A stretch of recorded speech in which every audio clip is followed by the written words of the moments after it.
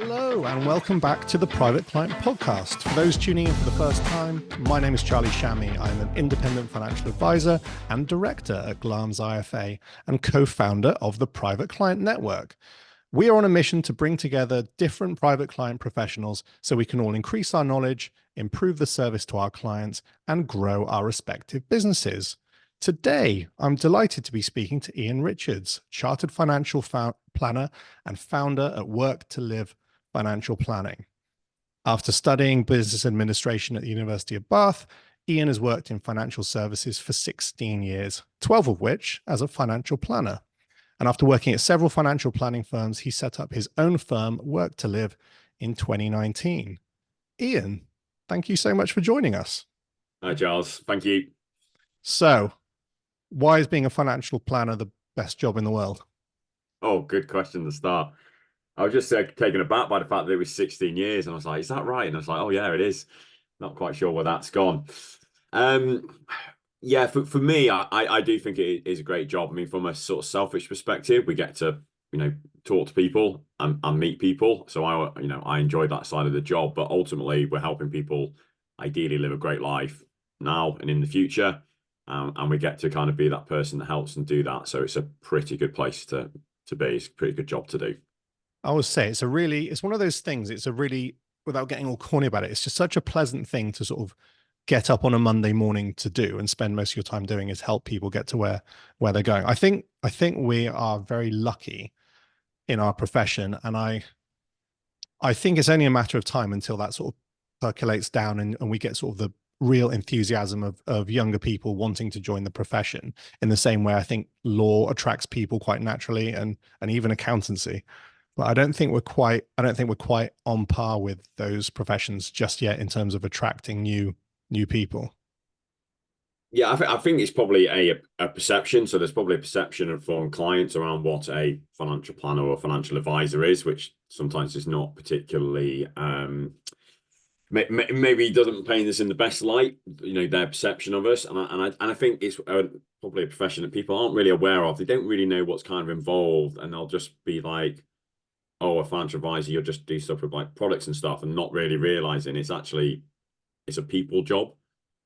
That's what it is. Like, you don't have to be like incredible at maths and, incredibly smart and, and all that kind of side of things to do it. It's really about if you can build those relationships with people and understand them. And I think that's even going to become more prevalent with probably what's going to happen in the profession over the next few years. So hopefully it becomes a bit more attractive to people. So on that, why do you think the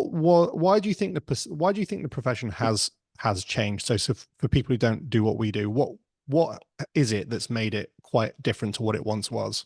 Yeah, and I think it depends on which area you're in. Like, I always think I'm probably quite in a bubble. Like, the people that I follow on LinkedIn, or how they approach the job and how they help clients around financial planning and what's the money for, and being sort of person-led rather than product-led.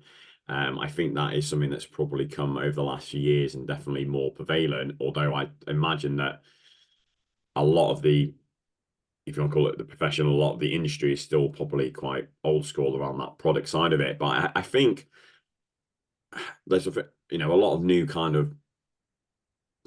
blood coming into the profession. I would say, in terms of how they're approaching it. And maybe they've been doing it for a while, but they're setting up their own firms, they're approaching it in different ways, putting out there on social media. So I think it's shining a bit of a light on what we're actually kind of doing. I think the challenge potentially is trying to get that to resonate with clients, or to get through to clients. It's not, yes, we're going to help you with your products and your pensions and your ISA and the investment stuff, and it's all important kind of stuff, but actually we're going to have a conversation about your life and what the money's for, and it's going to kind of go from there. And I think it's a challenge because people don't see the value of it until they've kind of gone through it, and then they're always like, oh, I wish I'd done this before, and like, oh, okay, that's what it means, and that's what's happening. But I do feel like it's changing. And hopefully that kind of continues. I think possibly as and I hold myself in this as well, we need to get better at promoting what we do. Yeah, I completely agree. And it's really interesting that the stuff about the lifestyle financial planning bit is so powerful and so compelling, but it's often It's difficult. I always find that if you lead with it, it can be a little bit hard to understand, as in, okay, goal set, like setting goals, looking at where you currently are as a client and seeing how you get to where you want to go. It's kind of hard to distill down and make it sort of really visceral for people. And but so what I often find, particularly with new clients, I try and solve the problem that they came to you with, and then just lead into the financial planning sort of like relatively unannounced. And then a few years in, people are like, that is super valuable. But I still struggle leading with it. But I know I feel like others are better at it than maybe I am. Yeah, I mean, it is challenging because people do kind of come with they've got a perception of what you're going to do, and they think the conversation is going to be about money, which it is, but inadvertently it's kind of not, and it's kind of that segue, and how do you move them through it? And some people are like, well, you want to part that problem, and then you want to kind of start talking about it. Other people are, you hit the problem head on and deal with it, sort of take that kind of away. I think for most people, it's just you can find out probably what's on their mind and what that pressing thing is, and let them know that in the course of the conversation, we are going to speak about this, but we want to, speak about this. So, you don't want to just ignore what they kind of came through the door with, but it's Yeah. kind of how you explore that. And I think that's probably I mean, if, go from my own journey, we've given all these technical qualifications, all these exams to kind of do, which are obviously important, but no one really teaches you that kind of the soft skills, the listening skills, and that's the bit that I think actually people need to spend more time on. Just from my own experience around, like, I'm sure we'll chat about it, doing a coaching qualification. Um, and I think that's kind of where some people are going to be naturally good at it, but it is something that you can kind of learn. So I think it's how we do take people on that kind of journey. Um, so that at the end of the meeting, they go, "Oh, well, actually, that's not the conversation I thought we were going to have, but actually, that was really kind of useful." But yeah, Yeah. you got to you've got to ease them into it, I Those, think. yeah, those moments are lovely. They are, Yeah, yeah, when people get they are it, really they get nice. it, and um, but, that's it. It's just, but then not everyone, and sometimes you got to accept that some people are, and you got to sometimes meet people where they are, I think. Yeah, no, I agree with that. So you mentioned your journey. So talk me through it. So you studied business, and a few years later you were working with one of the product providers for a short period of time, and then almost all the rest of it has been as a financial planner. Did you know about financial advice, financial planning back at sort of university days, or was it something that you came across just in the process of starting your career? No, I knew about it, but I only kind of knew about it because we had a family friend who was a financial advisor, and so I kind of knew about it. I went to university, did business. Um, like probably a lot of people didn't really know what I wanted to do. Went into computer sales, absolutely shocking at it. Software sales, absolutely kind of terrible. But I was in my 20s, so obviously I was only really caring about earning enough money to go out and have a bit of fun at the weekend.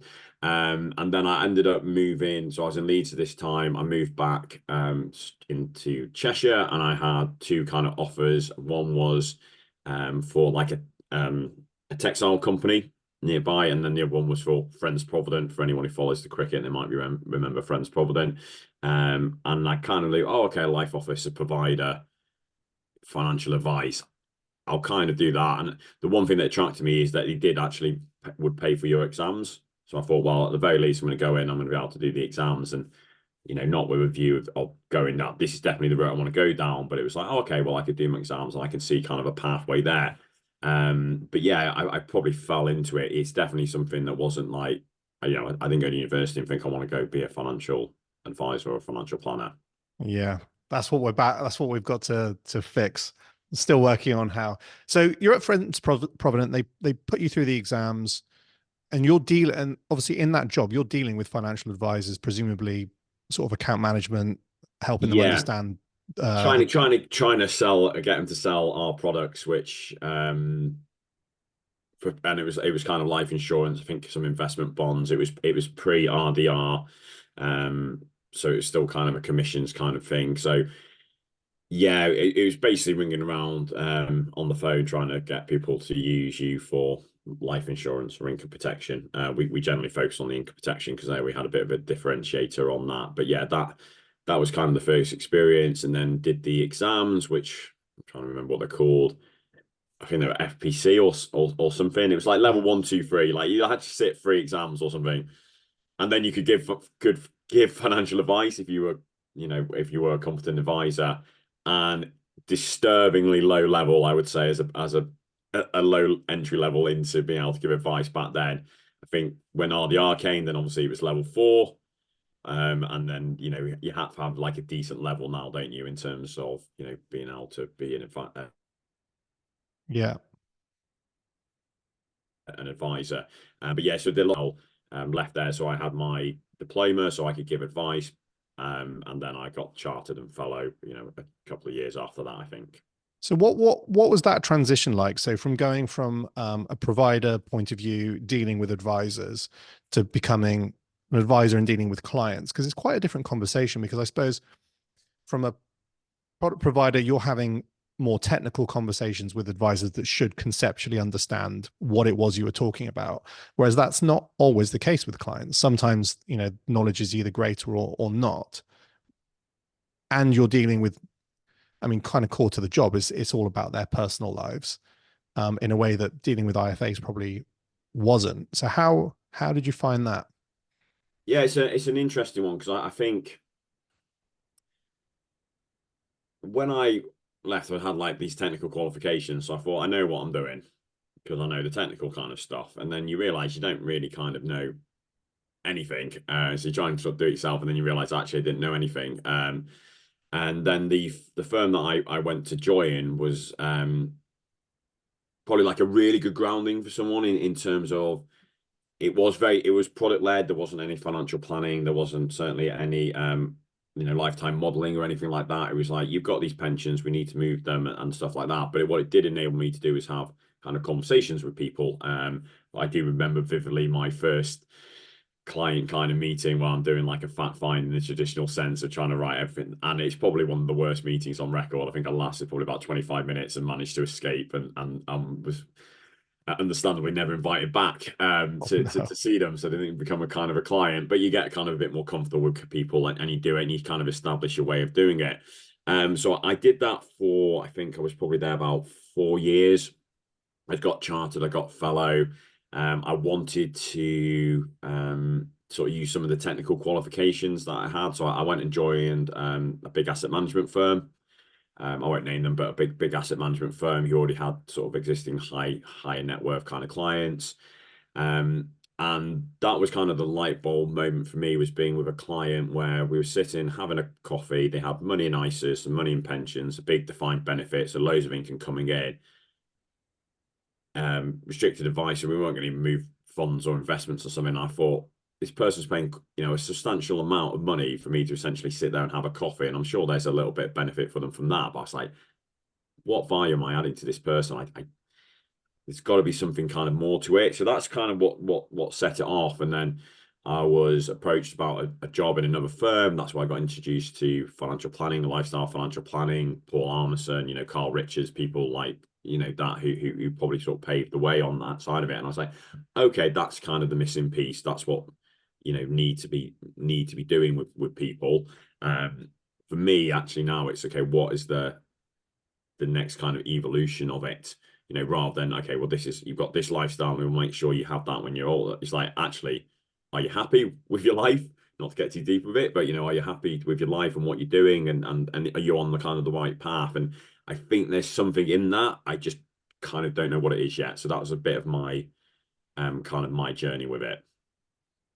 Yeah, that make, but you felt overall. So once you sort of moved and you were having those, I guess, more meaningful conversations, and you got your head around because it took me a while dealing with individuals. It's a specific skill set. I was dealing with institutional investors prior, and I found it really jarring. My first few client meetings, it took me time for sure. So once you got into it, you were like, "This is great. I like this." Yeah, and I like being in front of people. I always seem to get on pretty well with them. I think in terms of no one's going to work with someone that they don't kind of trust. So I never really kind of had that problem in terms of, I think people sort of trusting me, liking me, could kind of talk to them on um around them, and I don't looking back, I mean, I can't remember, but I imagine there was a wider conversation rather than, just like the product kind of stuff. But that's definitely something that's evolved over time. If you looked at a first meeting I would have with a client now compared to what I was doing back then, it's really is kind of night and day. But it's all about, you still got to build rapport, you still got to understand the person, you still got to like you, like, know, and trust in order to work with you. So it was transition, but if you do it several times, you just get more comfortable, you get into a rhythm and a kind of a way of doing things, don't you? Yeah, no, 100% right. So at what point did you decide you wanted to do something sort of set up on your own? So you did it in 2019, you set up your own firm. Yeah. Had you been thinking about that for a while? I think it was something I'd always kind of had in the background as a thought. I'd probably be thinking about it seriously for about 12 to 18 months, kind of at one of the firms I was at. They kind of wanted to introduce a new proposition around sort of, I think, sort of younger professionals and stuff like that. And I think that while I was trying to sort of build that out, is kind of like, oh, that's interesting. I was getting quite motivated and excited by kind of that. But there's also that, probably that entrepreneurial bit. Well, why would I do it for someone else rather than kind of try and do it sort of myself? So I think that was kind of where the seeds sort of came from for it.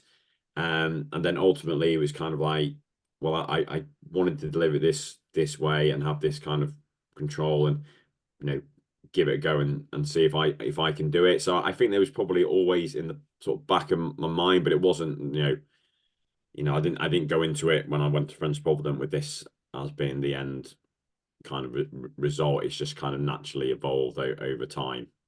Yeah, that makes sense. That makes sense. But it's still, regardless, it's still a very big change to do it on your own, and go from sort of larger firms to suddenly every decision falls to you and every question comes to you.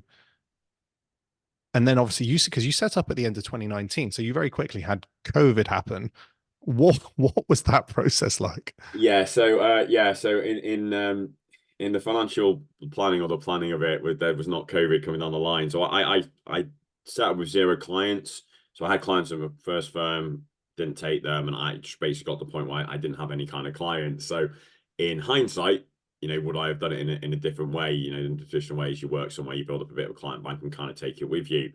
Um, and I would probably say that I was just sort of feeling my way, and then kind of COVID hit, and I young kids, still young, but homeschooling and all of that. So it was definitely kind of a challenge.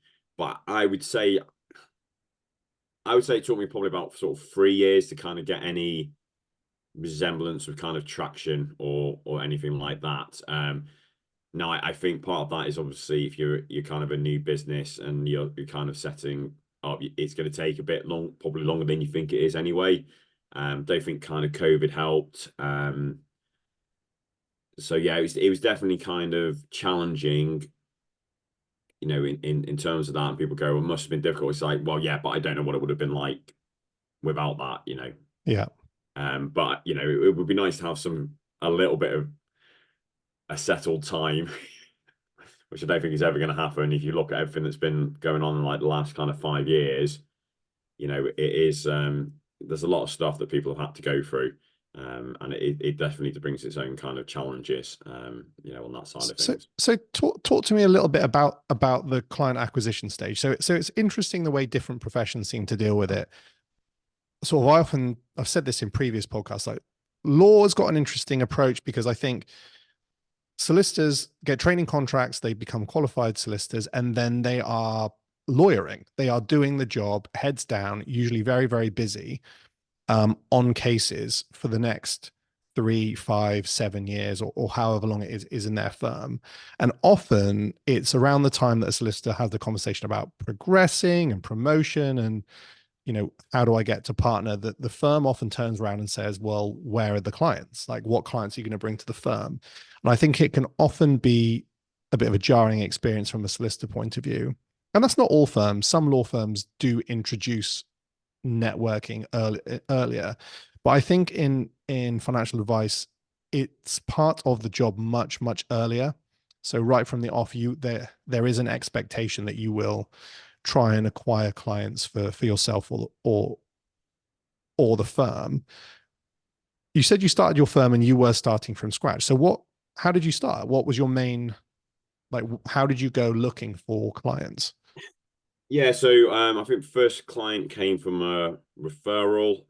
In terms of, it was a coach that I've been working with, and they had some friends who needed some help, and then I think it might even been a referral from my parents.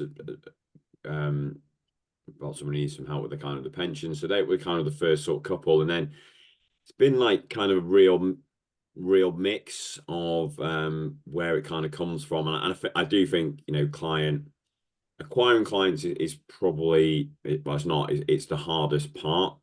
For sure. Standing out, especially, people are always like, well, go to your existing clients and get kind of referrals from them. It's like, well, that's great, but if you only got a handful of existing clients, Yeah. that's not going to bring in a kind of a steady stream. So I say it was kind of like I did a lot of networking kind of pre-COVID, talking to people, getting my kind of name out there.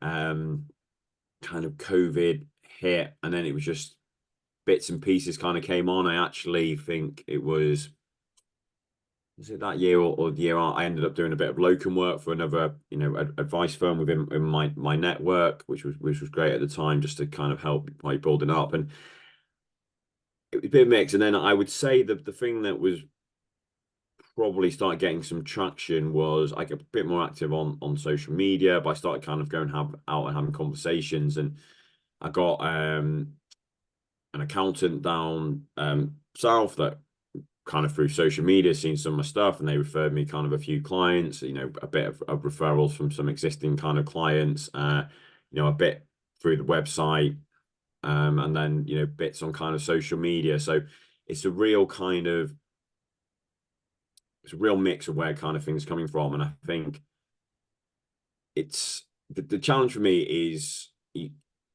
how do you sort of cut through the noise, choose who you're actually gonna work with, and this is kind of an ongoing battle that I have in my head, so that you get your messaging right around those kind of people.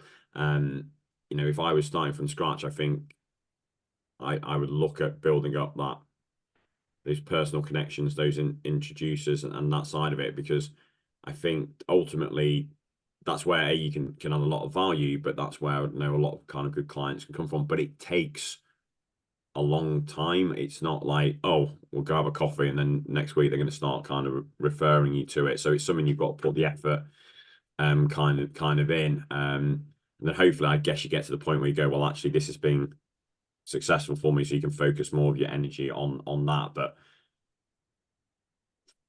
from sort of a starting, if you had existing clients, I would kind of start there, and then Yeah. you can look at referrals, right? Then I think it's a case of really kind of trying things. But I think that's possibly where we, going back to the conversation we had at the start, we don't get people through because they're worried about that. I mean, it's very difficult to send someone who very new to the profession out and expect them to bring in kind of clients. I've been doing it for years, and I find it really challenging. It's not an easy thing to do. It is it's interesting. There's a consultant who works with a lot of advisors, and I follow loads of his content, a guy called Brett Davidson. And Yeah, he's got, if you're not on his email distribution list, it's chock block full of tips. And on this, and one of the things he picks out of firms often is the model where you have the most experienced advisors sitting on a large client bank and sort of living quite a nice life. And then you've got your newer advisors, the least experienced, that are expected to do all of those new client meetings and get business. And he often tells firms to flip it. He said, send the most experienced people out for those initial meetings, use them to sort of get clients on board, because you're just so much more at ease with the job. You're so much more comfortable in articulating what you can do for a client, rather than sort of the most junior. And he said it's often a much better way to grow a firm. So I completely agree. It is very hard in the beginning. Client acquisition is a slow burn. It can be really challenging, but definitely getting in front of the right introducers helps for sure. Um, I mean, you touched on it, and it's one of the things I wanted to ask you. Your social media presence is really good. It's how I found you on LinkedIn. You've got, coming on for 10,000 followers on LinkedIn, and you're putting out lots of consistent content. How's that proved? Like, first of all, how did you do it? Like, is it hard? How much effort is it? And second of all, how is it working basically from a client point of view? Yeah, good questions.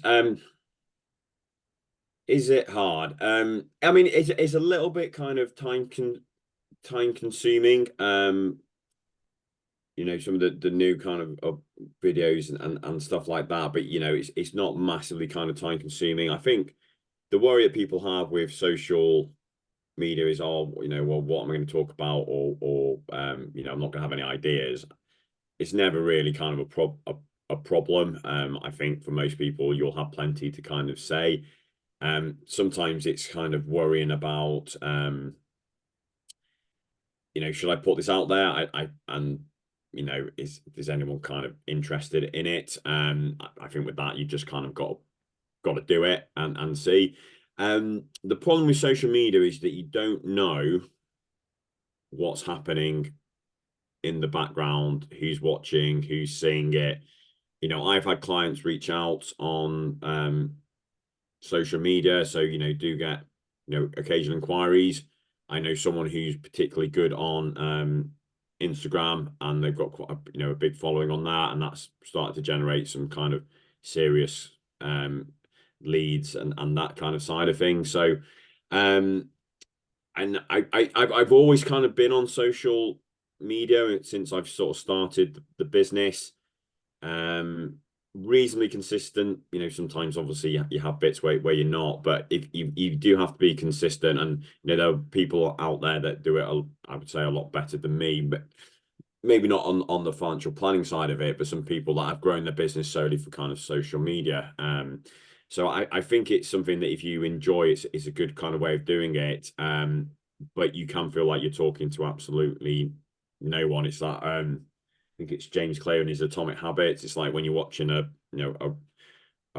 drill at a rock, or it's hammering at a rock, and then eventually it breaks. It's not the last one that did it. It's the 100, 200, times. The jackhammer, yes, it isn't it? The jackhammer on it, and it's that. Then eventually, it breaks on that. So I think it's a good analogy. Well, look, I mean, I found you on it, and then I invited you on to the podcast. So I mean, it definitely it's one of those things. If you ever talk to a marketeer, and there's sort of various marketing models out there of client acquisition, but usually the first step in the process is awareness, i.e., if people don't know who you are, they can't refer to you. And we say that to people in the network. Step one, show up to a networking event.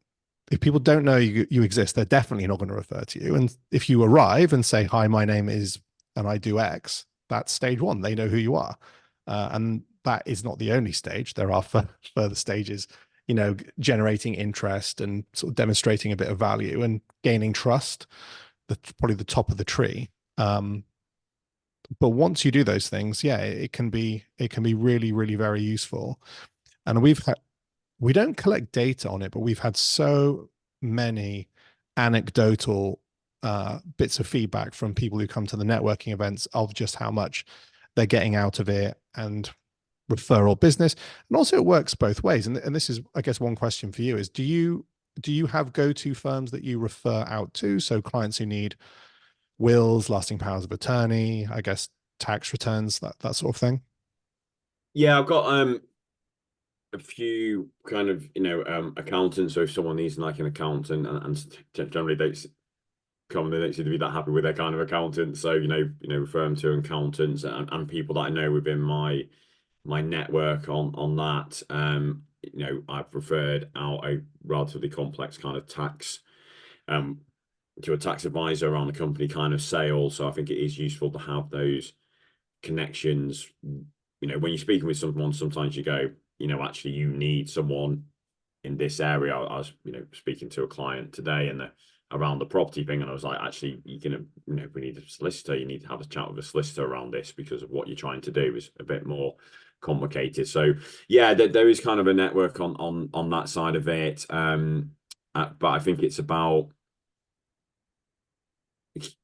you know, the ultimate way I think you build a business is by having conversations with people, and ideally that's directly, let's have a coffee and have a chat, and that side of it. With social media, I guess, is a way of having conversations with people. Just you're talking to them, and they're not talking necessarily kind of back to you, on that. And I think it's important to find out what works.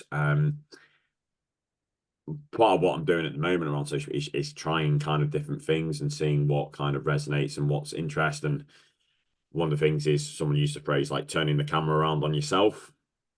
Mm, And that is difficult because I'm not uncomfortable on camera. I'm reasonably comfortable kind of doing it, but I don't kind of do everything. 'Cause sometimes you're thinking, well, what I talk about is anyone kind of interested in that? Is that actually something that's of interest to potential kind of clients out there? If yeah. I start talking about my journey and, you always, you have so much conflicting advice, don't you? Focus on the client's kind of problems and how you kind of solve them. And then people are like, no, you got to have your personal brand and you've got to show them what you do and why you do it. And you're like, well, okay, well, which kind of is it? Yeah. And that's kind of a constant challenge that I go through, is the stuff that I put out, is it of interest?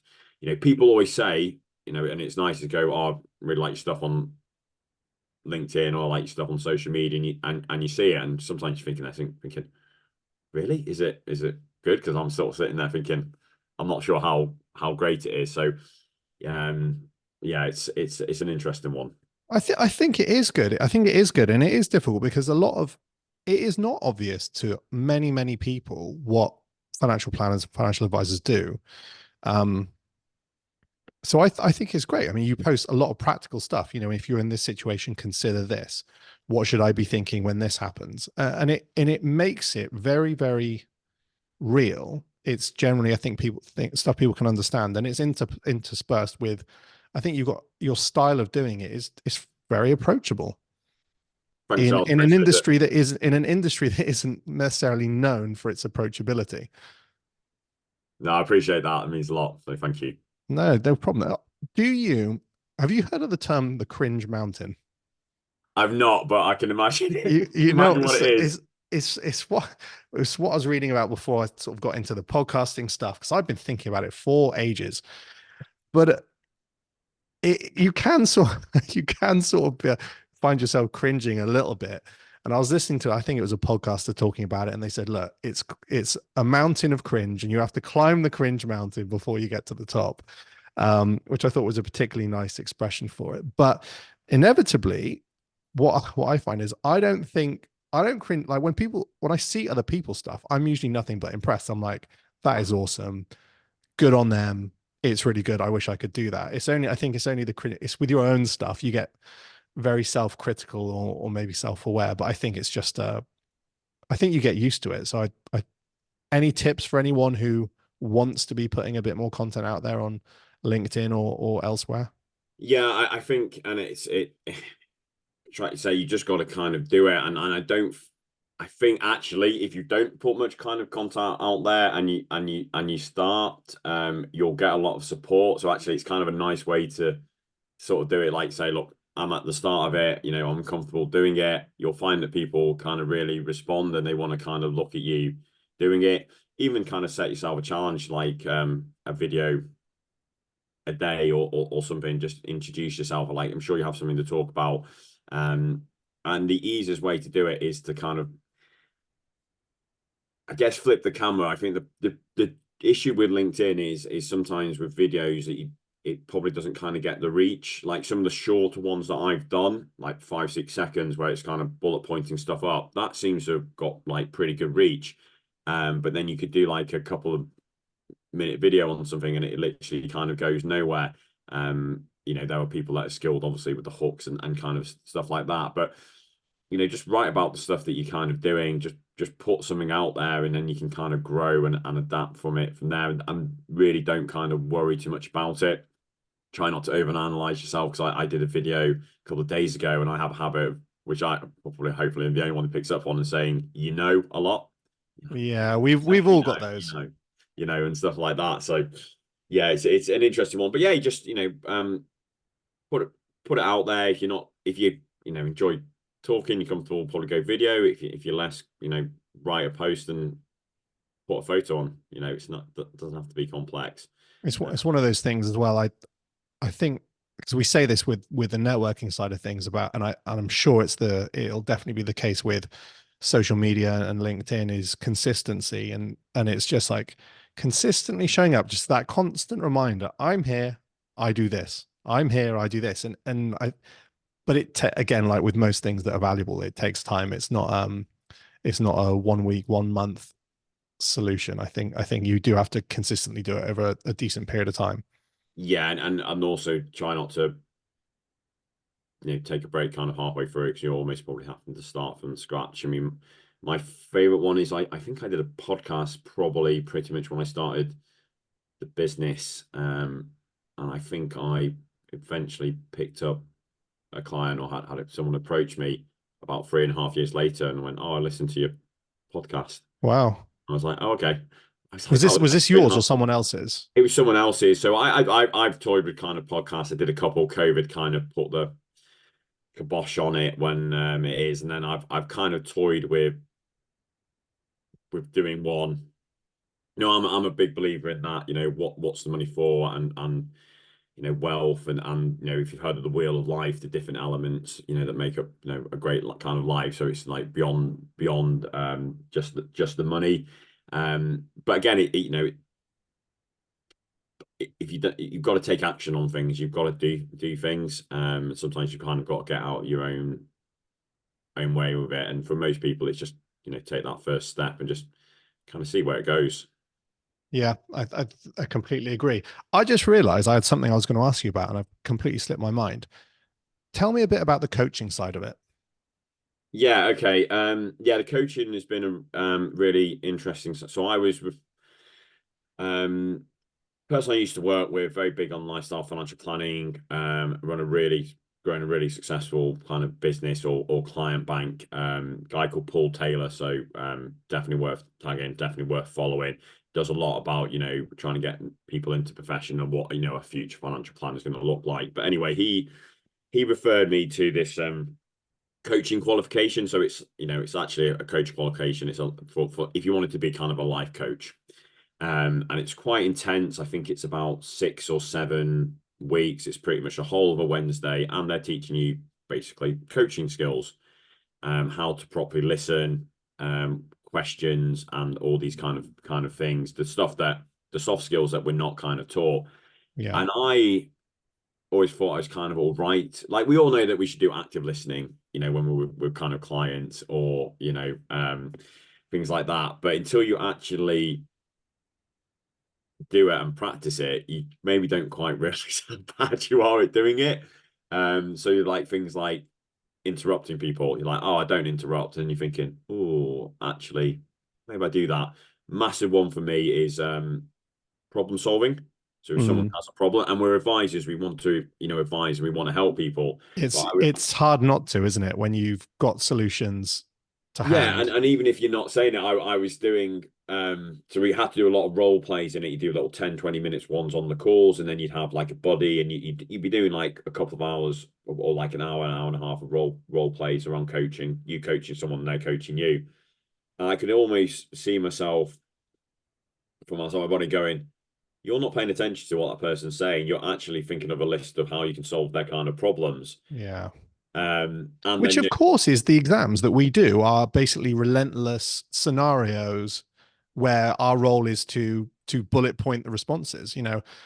Examiner asks the question, and we have to run through all the solutions. I mean, that is essentially how we're trained, for want of a better word. exactly, and for me, it was really eye-opening in terms of the stuff that I did to learn those skills and just things like it's stuff that you kind of know, asking great questions and shutting up. It sounds really simple. It's incredibly difficult to do. Like ever have a conversation with your kind of partner or your spouse or something, you can guarantee that you're interrupting and you're talking over people. But it's in that silence and giving people the space to think. And it's something that I still struggle with and I find incredibly uncomfortable. It's just to sit there and shut up, for 4, 5, 6 seconds But when you see the power that it actually has, and I had it in, clients, I've had it with, in the kind of coaching when we're coaching other people. So easy to think, oh, but actually, no, I'm just going to hold fire. And the person came up with some completely new thinking because they've been left to kind of do it. And I think that's the thing that we kind of look at. It's kind of those kind of skills. Like, I think we know that we should be listening, we should be asking great questions, but we're never taught it. And it is definitely something that you can learn, but you need to practice it. Like a role play of, here's your business card and it's how you fill out a fact find, and you know it doesn't sort of help anyone do the job. It's if you can have a role play where actually you're doing it from a coaching perspective, and I think that's the next level. If the profession and the investments and the product stuff is going to get kind of commoditized, why would people use, and building a financial plan, why Yeah. would people use it? Well, because you're going to ask them the questions that they've not asked themselves. You're going to give them the space to think, have that empathy, be there and understand. The soft skills are going to become much more important than they are. And then you combine that with the knowledge, and people still want to be told what to do. There's still that element of, I don't want to get this wrong, so can you also tell me what Yeah. to do? We're in a unique position to do it. So yeah, the coaching course, yeah, really eye-opening. And it's kind of, how do you embed that into the practice? And that's something that is kind of the next stage. So you have those better conversations and help people have those insights, so it comes from them. It's very easy to tell people what to do, and Yeah. most people probably know what they need to do, but they're not doing it. So it's, I think that's kind of the next evolution, I would say, in terms of financial planning. It sounds, I think it sounds so useful. And for those who aren't in our world, because most advisor planners, we provide ongoing services to clients year after year after year. So we see clients over a really long period of time. So if it's not immediately apparent why coaching would be involved, it's because it does become about where your life is going. Where are you at a particular moment, but where is it going? And most of the time we will see it. um, we will see it evolve over years, and things, and then circumstances change and the plans need to change. And it's difficult because making changes can be difficult in people's lives. Financial decisions can be hard. So coaching, what I imagine, and I probably need to do more on it, but it basically helps people arrive at a conclusion that's a bit more organic to them, maybe. Yeah, and that's the point. I mean, coaching is helping people come up with the solutions themselves. Now, yes, as a financial planner, a financial advisor, you're going to probably make the recommendations around pensions and stuff like that. But I think we've also got to be quite careful that we don't go in with our own biases, our own thoughts about what the conversation needs to be, or try and shoehorn them into. I think lifestyle financial planning is really, really important, but how often do people kind of go and go, right, I know I can solve this. Do I have enough, or am I going Mm, to be okay problem? So I'm always going to focus on that. Well, actually, it's that client's kind of meeting. Where do they want to take it?